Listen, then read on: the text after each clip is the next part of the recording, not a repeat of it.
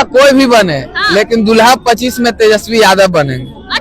नए युग का शुरुआत हो चुका है। अभी सपोर्ट करने की आप सबका ज़रूरत है। नए युग का मतलब ये हुआ कि बिहार का एक नया पीढ़ी सामने आ रहा है।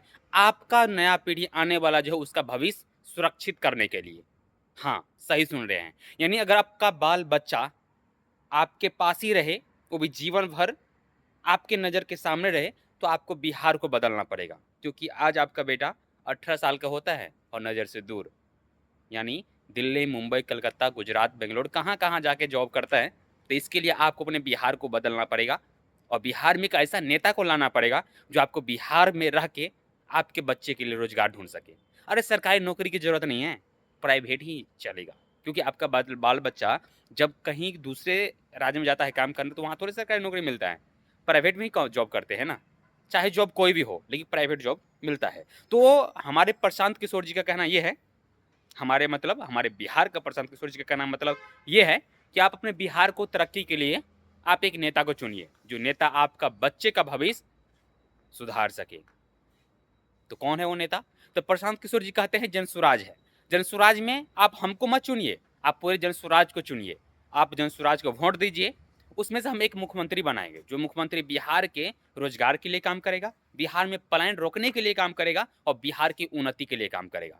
हालांकि नेता बिहार में बहुत हैं, वो काम करते हैं, लेकिन उस लेवल का काम नहीं करते हैं जो लेवल का हम लोग सोचते हैं कि हमारा बिहार में भी इस लेवल का नेता आए, जो हमारे बिहार में फैक्ट्रियां लगवाए, रोजगार का विकल्प दे।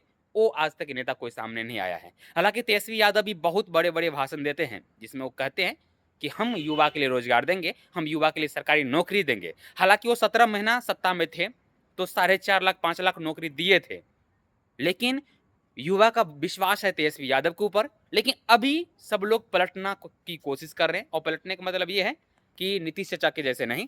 मतलब पलटने का मतलब ये है कि युवा कहना ये है कि चलो तेजस्वी यादव के ऊपर भी 17 महीना भरोसा कर लिए हैं, तो वो 5 लाख नौकरी दिए हैं। अगर हम यहाँ पे प्रशांत किशोर के ऊपर विश्वास कर लो 5 साल के लिए, तो क्या जाने वो 5 लाख आदमी को नौकरी दिए है, और वही प्रशांत किशोर 5 लाख नहीं 5 करोड़ को नौकरी देने की क्षमता अगर रखे, तो क्यों ना हम उन प्रशांत किशोर को लाने की कोशिश करेंगे। तो बिहार में होता क्या है, सबसे पहले जात पात में सब बढ़ जाते हैं। यादव हो आरजेडी को सपोर्ट करोगे, और ब्राह्मण या सिंह या कोई और अदर जाति हो तो आप लोग बीजेपी को सपोर्ट करोगे। लेकिन यहाँ पे एक है कि जात पात से थोड़ा अगर ऊपर उठ के अगर सपोर्ट करना चाहते हैं तो बिहार के सपोर्ट की बात कीजिए, ताकि हमारा बिहार उन्नति करे, बिहार में रोजगार हो, और बिहार में प्लान का जो है व्यवस्था जो है पूरे तरीके से चरमरा गया है, वो सही हो सके। यानी हमारे बिहार में जो भी लड़का 18 साल क्रॉस करते हैं और प्रदेश जाने के लिए सोचते हैं, तो उनका नौकरी बिहार में ही मिल सके, अपने घर में मिल सके, और वहां से काम करेंगे तो एक अच्छा रहता है। क्या सोचते हो? बिहार में उन्नति के लिए इस बार वोट होना चाहिए, बिहार में बिहार को विकसित करने के लिए वोट होना चाहिए, और आप अपने बच्चे के भविष्य के लिए वोट होना चाहिए। नेता कोई भी हो, हम ये नहीं कहेंगे कि आप जनसुराज को ही दीजिए या बीजेपी को ही दीजिए या आप जेडीयू को दीजिए या आप लालटेन को दीजिए, हम ऐसा नहीं कहेंगे। लेकिन आप क्या सोचना चाहते हो? बिहार का लड़का अभी भी भटक रहा है, दर दर का ठोकर खा रहा है, तो उसके लिए आप क्या सोचना चाहते हो कि आपके घर के लड़का भी कहीं जॉब करता होगा, तो उससे अपने एक बार दर्द पूछिएगा, क्या होता है फैमिली का दर्द, वो बताएगा। तो अगर आप फैमिली का सबसे ज़्यादा प्यार करते हैं अपने फैमिली को, तो अपने बिहार को बदलिए, बिहार के लिए काम कीजिए, अपने बिहार को एक अलग लेवल पे ले जाने की कोशिश कीजिए, जिसमें आप खुद से नहीं ले सकते हो। इसके लिए एक नेता को आपको चुनना पड़ेगा, और नेता ही आपको बिहार को एक अच्छे लेवल पे लेके जा सकता है, जिसमें जन स्वराज पार्टी का सबसे नंबर 1 पे नाम आ रहा है, दूसरे नंबर पे आरजेडी का, और तीसरे नंबर पे आप खुद ज्वाइन कर सकते हो।